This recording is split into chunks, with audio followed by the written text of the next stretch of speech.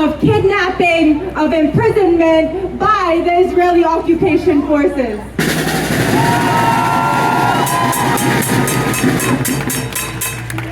And when I saw millions of people take the streets in Italy, there is nothing more I wanted to do than take the streets with everyone here.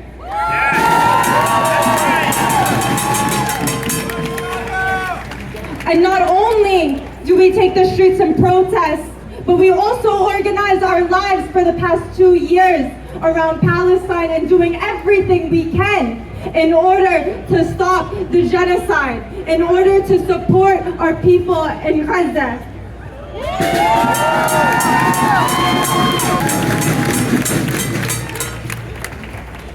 Brothers and sisters, friends, family, we are here today to mark the unspeakable crimes of 2 years of genocide against the Palestinian people.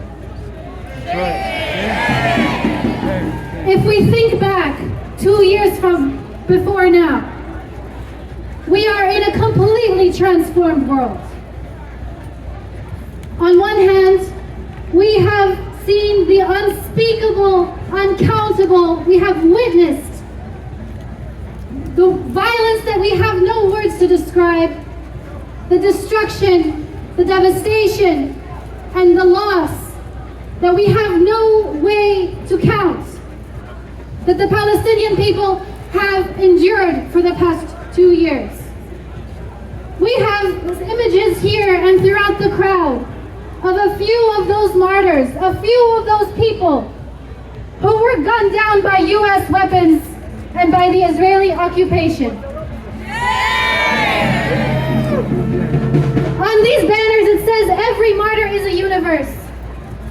There are tens of thousands, hundreds of thousands of universes that we have lost in these 2 years.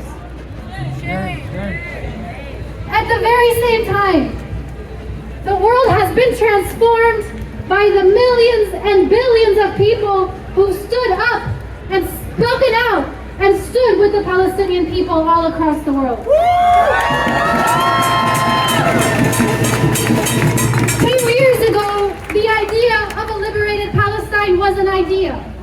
Today, it feels like a reality that is coming very soon. My comrade Isabella just said millions of workers took to the streets and shut down Italy not once but multiple times in the past week.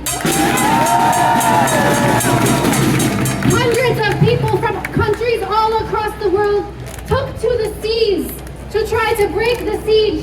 Hundreds of people braved Israeli naval blockades in order to reach the people of Gaza and deliver humanitarian aid, and they have not been deterred.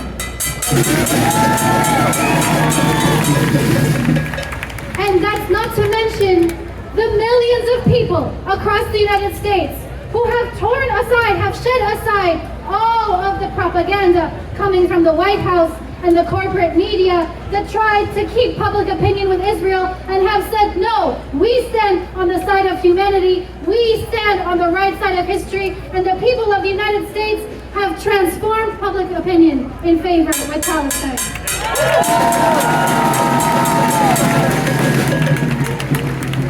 The war criminal Benjamin Netanyahu was here in New York City, and he attempted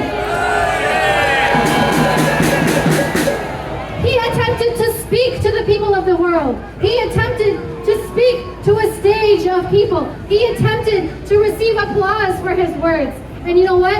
He failed. Not just at the UN, not just in the empty room of the UN, but on the streets and in the minds of the people of the United States. The place that funds the occupation of Israel from beginning to end, there was no audience for Benjamin Netanyahu. And that was thanks to every single one of you.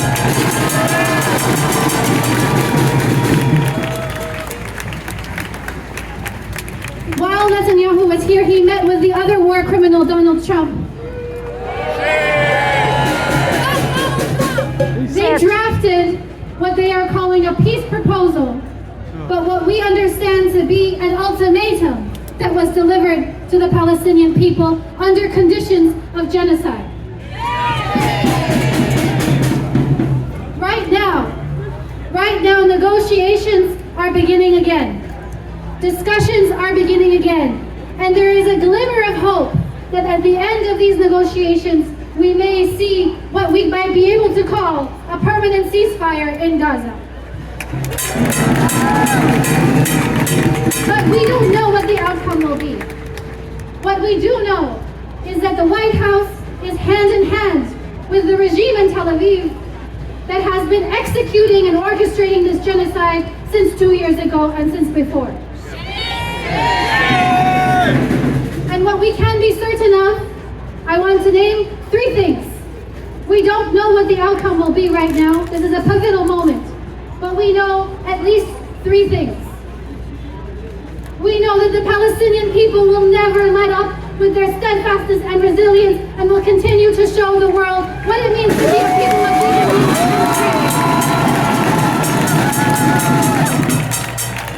We know that we will not drop the banner of Palestinian liberation. We will continue. We will continue marching, we will continue organizing, we will continue educating, we will continue having discussions with our neighbors and our work colleagues and our friends and our communities. We will continue organizing and mobilizing until all U.S. aid to Israel is stopped. Until the siege is lifted immediately and fully.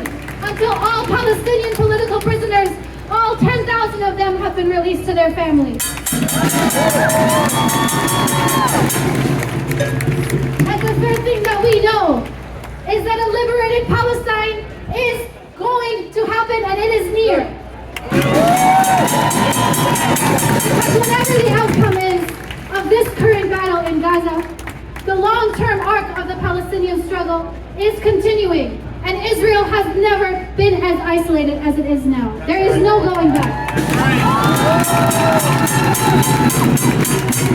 Without the support and the money and the weapons and the political cover of the United States, the occupation would not be able to exist.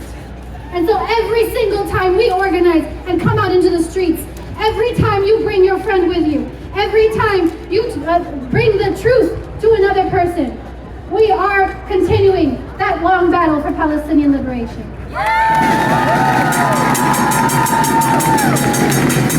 So we are marching soon. We are going to go to the streets of New York City, and we are going to welcome all of our neighbors and all of our communities to join us on the right side of history, lifting the Palestinian flag high. So New York City, are you ready to march? Are you really ready to march? Thank you, brothers and sisters. Free Palestine. Gaza, you will rise. People are by your side. Gaza, you will rise. We are all by your side. Gaza, you will rise. People are by your side. Gaza, you will rise. We are all by your side. Next up, last but certainly not least, we have Noor from the Palestinian Feminist Collective.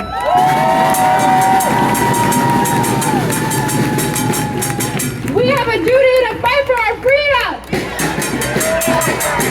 We have a duty to win. We have a duty to fight for our freedom. We have a duty to win. That's right. I stand here with you all today, knowing that each of us has borne witness to the past 730 days of Palestinian steadfastness in the face of Zionist terror. We have witnessed 2 years of genocide in Gaza, 2 years of land theft, ethnic cleansing, forced starvation, mass displacement, and sexual violence at the hands of the Zionist regime. As a Palestinian feminist collective, we know that this violence is colonial, imperial, and gendered. We reaffirm that Zionism is the primary contradiction on our land, and that queer and feminist rhetoric cannot be co-opted to justify the atrocities committed by Zionists. When separating people from their land, families from one another, and individuals from their livelihood, it becomes clear that gendered violence is not just part of settler colonialism, but that settler colonialism itself is gendered and sexual violence. Nowhere is this more evident than through the systemic sexual torture of and reproductive violence against Palestinian children, women, and men. We bear witness to the reproductive genocide being committed in Palestine by the Israeli regime, a system of policies, discourses, and practices that threaten the life-giving capacities of Palestinian communities made vulnerable by systemic military violence and occupation. And we bear witness to traumatized mothers forced to deliver babies without anesthesia. We bear witness as Palestinian women and girls of reproductive age are forced to take pills to suppress their menstruation. We bear witness to the deprivation of prenatal and postnatal care. We bear witness to the sexual and gendered violence of our men and of our women. And in our witnessing, we charge Zionists with reproductive genocide. A genocide funded by this country and carried out with U.S. manufactured weapons. A genocide that will not end through just a ceasefire. We know the Zionist entity in the U.S. cannot be trusted, and that's why we demand an immediate and ongoing arms embargo right now. We know that the horrors of the last 2 years are the logical conclusion of a settler colonial project of death and destruction. The death drive of Zionism will ultimately be its demise. Where there is settler colonialism, there is resistance to settler colonialism. It is our pain and our longing for liberation, passed from one generation to the next, and the continued growth of our movement that serve as a testament to the ongoing nature of our resistance. Our insistence on freedom will never wither. Palestinians find each other because we are strings that have been taught to weave ourselves back together. Even as the fabric of our society is ripped apart by the greed and bloodlust of the imperial West, we carry an ancestral knowledge that can never be erased. So to the people of New York and of the global majority fighting in the streets today, for 2 years you have shown the world that we will not stop until we win. The people united will never be defeated. The people united will never be defeated. To Palestinian women, you are our freedom fighters, protectors of the home and land, mothers, elders, and sisters.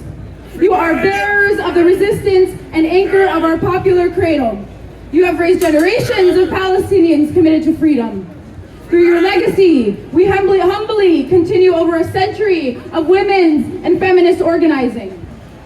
To our mothers, fathers, elders, children, families, siblings, and comrades in Palestine, we dream and we fight alongside you for the liberation of the land and the people we love so deeply. It is our pledge that the dungeons will be emptied and the walls destroyed.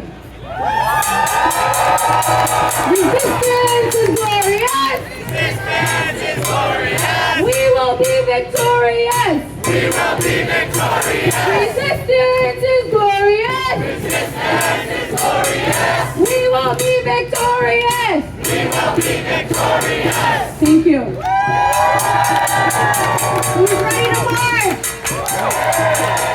Okay, so just go straight into the arch, and we'll start marching now. Thank you. Comrades, make us proud! Comrades, make us proud!